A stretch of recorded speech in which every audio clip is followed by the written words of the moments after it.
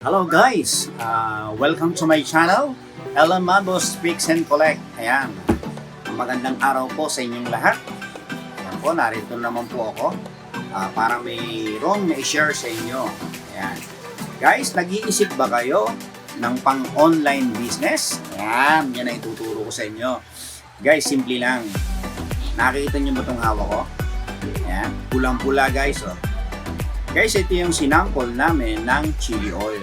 Ayan, nagluluto kami ng chili oil na pwede naming i-business. Ayan guys. Alam nyo ba kung magkano ang halaga ng aming nagastos dito? So guys, mura lang. Kung kayo'y mamumuhunan, kayang-kaya nyo ng pang-online business. So guys, ang na-spend namin dito ay 50 pesos. Pero guys, hindi pa kasama yung bottle. So guys, bahala na kayo kung anong bottle na gagawin yung lagayan. So nasa sa inyo yan. Basta, may share namin sa inyo kung paano magluto ng chili oil. So guys, samahan nyo kami kung paano magluto. Okay, tara.